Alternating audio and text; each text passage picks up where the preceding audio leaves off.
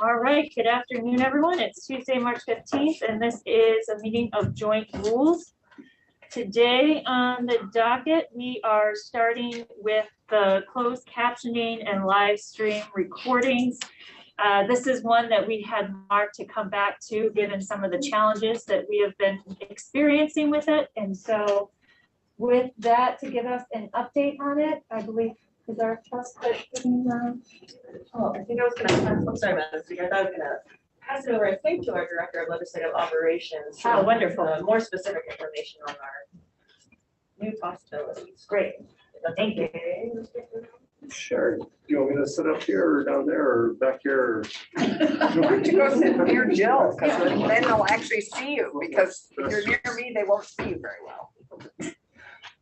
So Mike Brunt, Director of Legislative Operations, and going in for Kevin Moore as well. So he and I have been exploring other options for real-time captions in the Zoom meeting.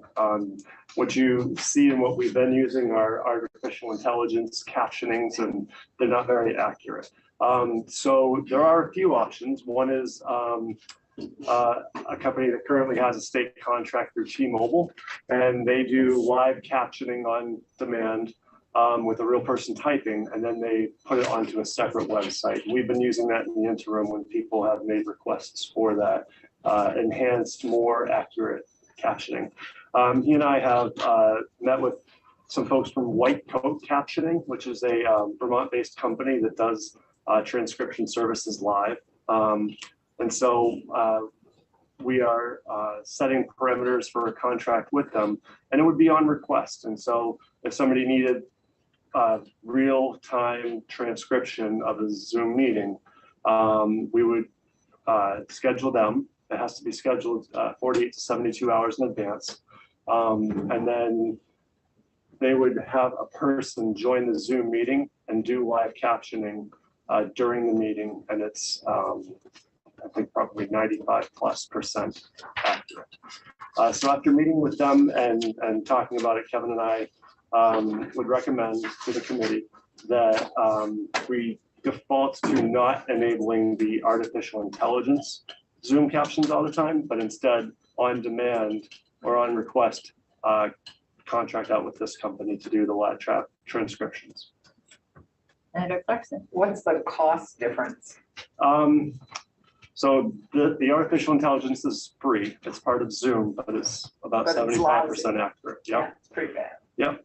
This is $140 per hour, which is their government special rate. It's billed at the hour and then in 15-minute increments after that. And yeah, so that is the cost. And sorry, may I just do a follow-up? So help me to understand the difference, but who we do this for? Is this for the deaf community? Okay, so how is the cost used if it's on request? Could we not have a, I'm sorry, I'm just having some serious leg pain. A sign, somebody who could sign versus the transcription. If it's on request, so it's the same kind of thing, we could also have somebody who is signing in live time, which is much faster and maybe less expensive.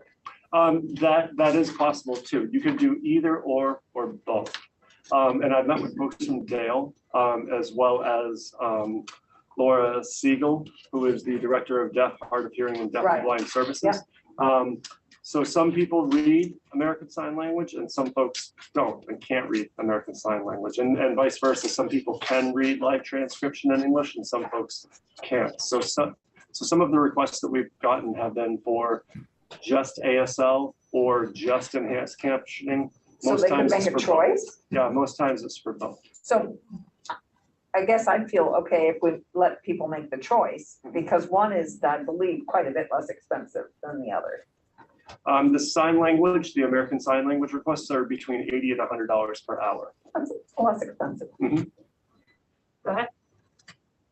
I remember when we had this conversation a while back that the YouTube transcription would still be going up, but it's typically like a couple days after the post happens. Is that still going to be there if we get away from the live AI and then we move to an on-demand or on-request, either ASL or live transcription, the YouTube transcription would still be there for folks who want to go after the fact and need a transcription of some kind, right? That's correct, yeah. And did I remember correctly that transcription was a little more accurate than the live? Yes, Yeah. a lot. Yep, and it's available about 24 hours after, so the next day. Okay, well, that's not bad. It's about, Senator, go ahead. Can I assume that there have been no such requests as yet, because there's been no process set up? No, we had 2 requests last week for a bill in the House, H.266, that was about insurance carriers covering the cost of hearing aids. And so we were able to set up ASL and an enhanced transcription service through T-Mobile, through that T-Mobile contract for that. And it was very successful. We got good feedback from the community after that. Yeah, I just. Go ahead. So I just want clarity around, all of our live streamed meetings would then, what would now be switched over to the YouTube transcription for general meetings, and this would be if someone wanted it immediately. Mhm. Okay, Correct, yeah, okay, I just want to make sure that there's still that closed captioning happening. correct. It just wouldn't be All through live. Zoom, it would be on the YouTube side. And it It'll be would be 24-hour 24, delay, yeah. I get that, I just want to make sure that's there, because some feedback I got from, was that after seeing the inaccuracy, Mhm. we prefer, I heard anecdotally, we prefer to have them wait to get better accuracy. Mhm. But so I think that accuracy was a high priority for people I heard. So, what was the cost of the T-Mobile? I believe it's $3 per minute, and that's an existing state. Yep, it's an existing state contract through the Department of Public Service. Okay. And, one other question relating to Emily's. So if we have, an ASL signer and, live captioning happening simultaneously live, does that, what happens to the Zoom AI? Are we going to completely get rid of that and just put this one on? let's hope. That would be the recommendation. Right, so this, no more Zoom, like during real time. So it would be the YouTube transcription that would have to hopefully show up the next day, 24 hours. And then while we are doing the rest of our work this session, if someone has a request, then they could do the request and that. would Okay, so trigger if we don't have a request for signing or closed captioning for, for transportation committee say, and we have people that are zooming in, there's going to be no closed captioning at all until 24 hours later if they look on YouTube.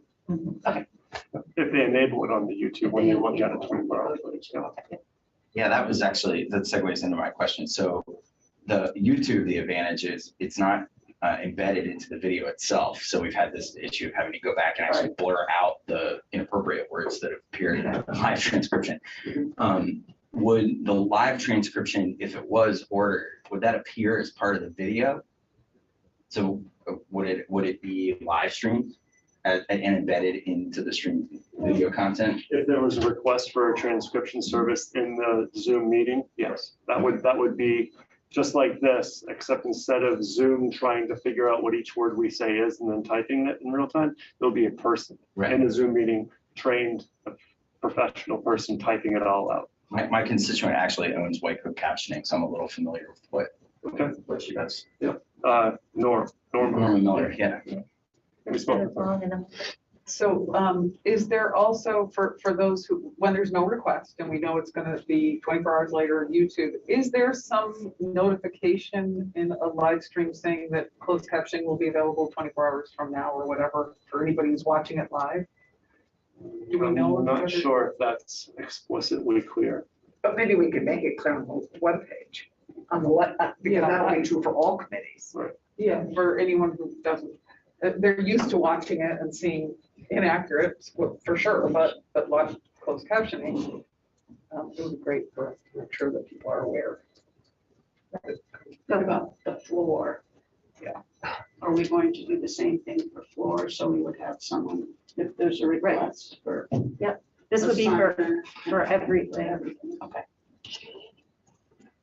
Oh, no, eventually there will be a capacity issue. We would assume that this is going to be a limited use for people who want it, as opposed to people who want to abuse it.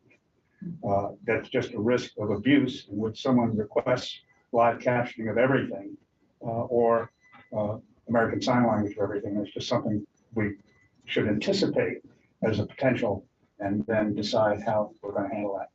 Because again, just in terms of even getting it done with people who do ASL, there are a limited number of people that are available at any given point in time. Yeah, I know, we've been slowly and just, monitoring, and this is just continues to evolve as we work through it and see what works and what doesn't work. So this will be our next step. And just be clear, the turnaround time on the YouTube transcription is anywhere from 24 to 72 hours. Yeah. And Kevin and I talked about the request process, and so we would put a link on the main website and on committee's website for ADA compliant services. Please click here. We're bringing the person to a registration page, which would then funnel an email where we could schedule the services so we could track. How much lead time would you need? 48 to 72 hours. And then the challenge is once that's set up and scheduled, keeping that bill or appointment in the agenda at that time. Exactly, that'll be your Yes. biggest challenge. We can't cancel and change it once it's set like that, because they have to schedule people to really do Right. this. Right. Which is sometimes difficult in our world because things change a lot. So that's going to be something we're going to have to work hard on. Yeah, we'll just have to raise the sensitivity about that with bills where that's been requested. The chairs should be let know, the chairs should be notified, and they're pretty good. They know that. So any other discussion? So I think we do need to have a motion and vote on this to allow you to move forward with this money. I'm sorry. Yeah, that's Will the not my clerk, decision. we need to take a. That's for the money. That's interesting over at Secretary Bloomer. I just a reminder on your policy that you eat this committee recommended to both chambers rules committees, the chamber and committee live stream policy, and you left the transcription method blank for each chamber to the side. So each chamber has made that decision for itself. But I am looking at the secretary about the funding this year. Yeah, there's 2 points. Sounds a little different than the House. We actually have the ability on the chamber to have live transcription the way we do it, which is different. I can explain that to you some other time, but for the Senate one, we would have, I think there'd be an amendment to the policy, and then the Senate rules would adopt the funding. I don't know if it's joint management or if it's this committee, because they approve the budget, joint management.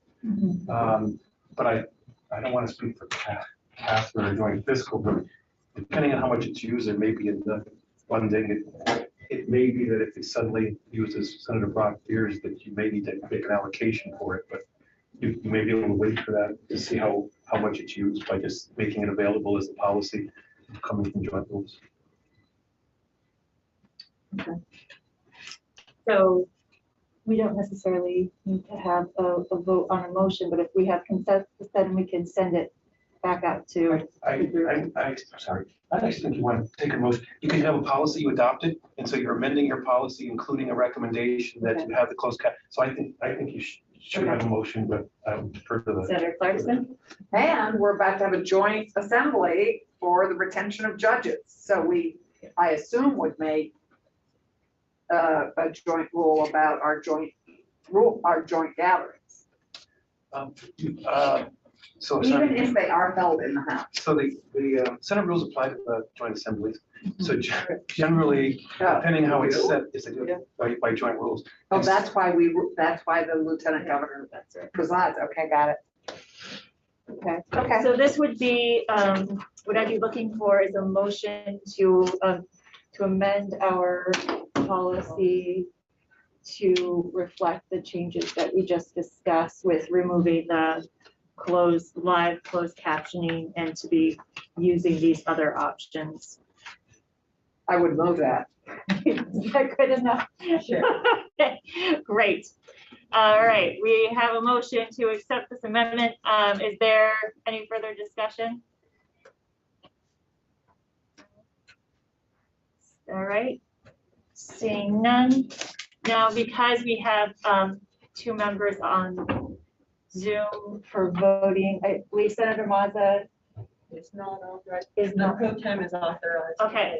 All right, pro tem is authorized. So I'll start the roll. Senator Clarkson, Yes. Senator Brock, Yes, Representative Long, Yes. Representative McCarthy, Yes. Senator Ballant, Yes. and Mazza would be an absent, and then me, I am a yes, so the motion. Did I not see me? McCoy, my apologies, clearly, okay. Thank you, the motion carries 701.